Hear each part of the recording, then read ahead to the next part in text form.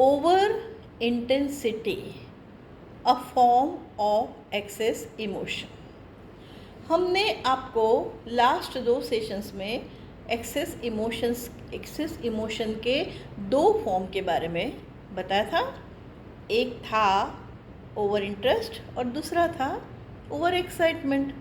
Okay, अब ये जो ओवर इंटेंसिटी है वो भी तो इन दोनों के साथ कनेक्टेड है, क्योंकि इंटरेस्ट होता है, हाँ, तब एक्साइटमेंट क्रिएट होता है और एक्साइटमेंट के साथ फिर इंसान जो विश है उसको पाने के लिए कार्यरत होता है।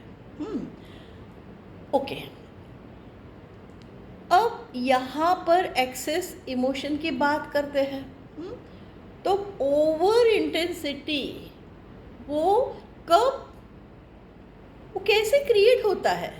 प्रॉपर इंटेंसिटी कब ओवर इंटेंसिटी में कन्वर्ट हो जाता है? मतलब प्रॉपर जो इंटेंसिटी जो होनी चाहिए, रहनी चाहिए और उसके साथ कार्यरत होना चाहिए, लेकिन वो बात नहीं होती है। हाँ, और क्या होता है? तो ओवर इंटेंसिटी के साथ मतलब जो तीव्रता होती है ना, बहुत सारी बढ़ जाती है। किसके लिए? विष के लिए। जो विष होती है ना, उसके लिए तीव्रता बढ़ जाती है कि मुझे पाना है, पाना है, पाना ही है। हाँ, चाहे कुछ भी हो जाए मुझे पाना ही है, चाहे लाख तूफान आए, आंधी आए, हाँ, पर फिर भी मैं तो पाकर ही रहूँगा। हाँ, ऐसे जब लगने लगता है, ऐसे जब होने लगता है, तब क्या होता है? तब इसको क्या कहते हैं? पहले तो ये जानेंगे। इसको ही कहेंगे ना, ओवर इंटेंसिटी के साथ थिंकिंग करना। ओके, और ऐसे थिंकिंग करते हुए फिर प्लानिंग करना, क्लैरिटी लाना, लेकिन क्लैरिटी ला नहीं पाना।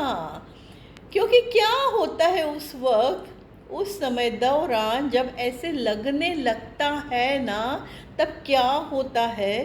तो तुरंत से इमोशंस इम्बैलेंस हो जाते हैं। हाँ, क्यों? क्योंकि ऐसा लगने लगता है, मतलब इमोशंस आए। हाँ, इमोशनली कनेक्शन किसके साथ हो जाता है? अपने विश के साथ। और विश के साथ कनेक्शन क्यों होता है? क्योंकि विश से मिलने वाले बेनिफिट्स वो अच्छे लगते हैं। हाँ, कि मुझे ये चाहिए। हाँ, क्यों चाहिए? तो ये मैं जब पाऊंगा तो मुझे ऐसा ऐसा होगा या ऐसे ऐसे मिलेगा, है ना? ऐसे ये सारा ऐसे इसकी ओर ध्यान जाता है। हाँ, अब देखिए, जब विश है तो क्या होना चाहिए? हाँ, विश है तो ओके ना। तो मैं अपनी विश को कैसे पाऊंगा, ये उसके बारे में प्रॉपर लॉजिकल थिंकिंग करना चाहिए, है ना? तब क्या करना चाहिए? प्रॉपर लॉजिकल थिंकिंग करते हुए क्या करना चाहिए? प्रॉपर प्लानिंग, है ना? और वो भी क्लियर होते होते क्लैरिटी डेवलप करते रहनी है। हाँ, लेकिन तब क्या होता है कि जब ध्यान कहाँ पर जाता है? अपनी विश और विश से मिलने वाले फायदे की ओर, मतलब बेनिफिट्स की ओर। हाँ, तब इमोशनल लेवल हाई होने लगता है। और ऐसा क्यों होता है? जो अपनी विश से मिलने वाले फायदे हैं उनकी ओर क्यों ध्यान जाता है? क्योंकि क्या होता है कि उस वक्त प्रेजेंट के मोमेंट्स में नहीं रह पाते हैं और क्या होता है? हाँ, मुझे वो मिलेगा तो कितना अच्छा लगेगा, है ना? मतलब जो विश है ना, उसके जो फायदे हैं ना, हाँ, वो उन फायदों को लेकर ऐसे सोचा जाता है कि हाँ, ये तो बहुत अच्छा होगा, मुझे वो तो मिलना ही चाहिए और मैं पा कर ही रहूँगा। तो गलत बात नहीं है ये। हाँ हाँ, पर देखिए क्या होता है, जब ऐसा होता है तब फिर फियर क्रिएट होने लगती है। हाँ, कैसे?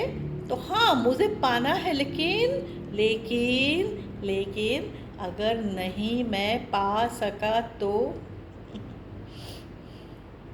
ऐसे होता है। पर पता नहीं चलता है कि ये ऐसे नहीं होना चाहिए, ऐसे हो रहा है जो नहीं होना चाहिए। हम्म? यहाँ पर जब ऐसे होता है, व्हाट इट मीन्स? फियर। हाँ, फियर क्रिएट हुई ना, इसको वही कहेंगे ना, तो फियर क्रिएट हुई। ओके, अब फियर क्रिएट हुई है तो फिर क्या? हाँ, तो फिर फियर भी तो क्या है? एक्सेस इमोशन का एक फॉर्म है। हाँ, पता नहीं चलता है उस वक्त, पर फियर क्रिएट होती है। अब तब क्या होता है, इमोशनल लेवल हाई जैसे जैसे होने लगता है ना, हाँ, वैसे वैसे क्या होता है, तब उन पलों में फिर ऐसा होता है कि ये जो विश है, उसको उसको मुझे कुछ भी करके पाना ही है। पर कुछ भी करके मतलब क्या? कुछ भी करके। हाँ, तो कुछ भी करके। हाँ, पर पाना है ना, क्यों कुछ भी करके? हाँ, और पाना ही है, ही क्यों बीच में लाने का? पाना है ना। अब ऐसा जब लगने लगता है, इस तरह से जब सोच होने लगती है, तो सिंपल सी बात है, उसका इफेक्ट कहाँ पर आएगा? इमोशनल लेवल पे। और ऐसा क्यों होता है? क्योंकि अटैचमेंट। किसके साथ अटैचमेंट? तो अपनी विश के साथ, और विश से मिलने वाले फायदे के साथ, है ना। बहुत ही सिंपल सी बातें हैं ये, लेकिन समझनी चाहिए, है ना। क्योंकि देखिए, इंसान को लाइफ में क्या चाहिए? सक्सेस, है ना। सक्सेस चाहिए ना, चाहिए, हाँ चाहिए। तो सक्सेस पाने के लिए, सक्सेस पाना क्या होता है ये भी तो समझ में आना चाहिए ना। फिर बाद में पता चलता है कि मैं तो कितना एक्साइटमेंट में, तो मेरे में कितना सारा एक्साइटमेंट क्रिएट हो गया था। हाँ, अब ये सारा हुआ, ऐसा सारा होता है बाद में। क्यों? क्योंकि सक्सेस नहीं मिलती है ना। ओके, हम कहाँ थे? तो ओवर इंटेंसिटी जो एक्सेस इमोशन का फॉर्म है। एग्जाम्पल, बिजनेसमैन है, उसको क्या चाहिए? अपना बिजनेस एक्सपांड करना है ना। वो चाह होती है ना, और सफल बिजनेसमैन भी बनना होता है ना।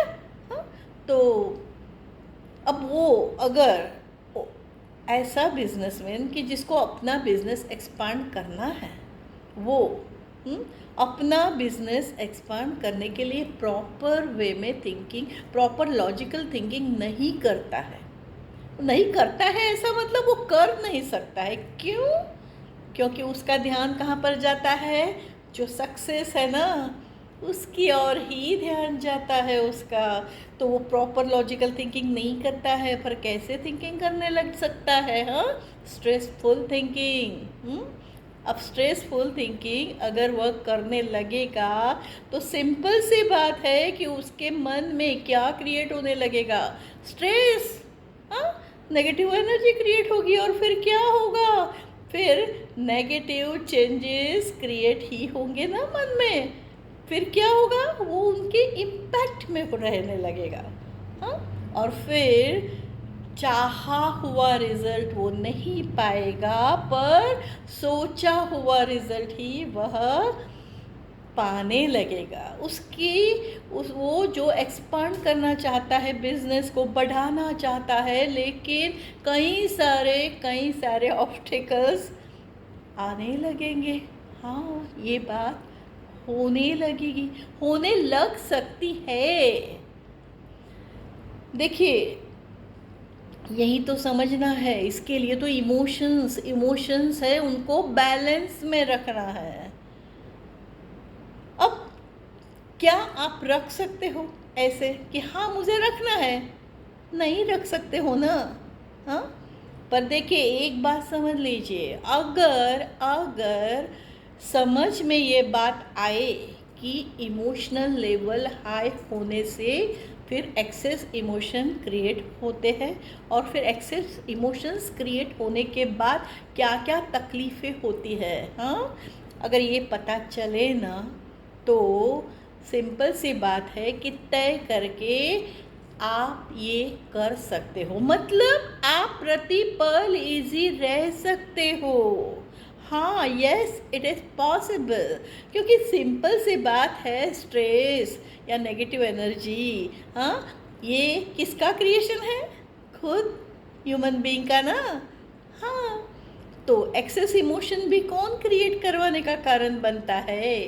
खुद इंसान, है ना, अपनी सोच और अपने व्यवहार के दौरान। तो ऐसे इस तरह से एक्सेस इमोशंस जो बहुत सारे होते हैं, उनको हम वन बाय वन जानेंगे, समझेंगे।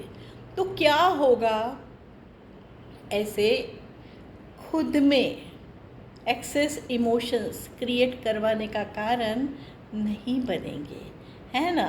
हुँ? क्योंकि इजी रहना है, बी इजी, हाँ, एंड लिव इजी। तो सिंपल सी बात है, उसको समझना होगा कि कैसे इजी रहे, है ना। हाँ, समझेंगे तो बातें बनेगी ना, इसलिए बातों को बनाना भी तो आना चाहिए ना, है ना। हाँ, पता है, सबको पता है कि क्या सही है क्या गलत है, पर फिर भी इमोशनल लेवल हाई हो जाता है, होता है, लेकिन जब बात समझ में आती है और तय करते हो ना, then everything is possible for human being, है ना। तो आज के लिए इतना काफ़ी है, मिलेंगे नेक्स्ट टाइम एक और एक्सेस इमोशन के फॉर्म के साथ, है ना।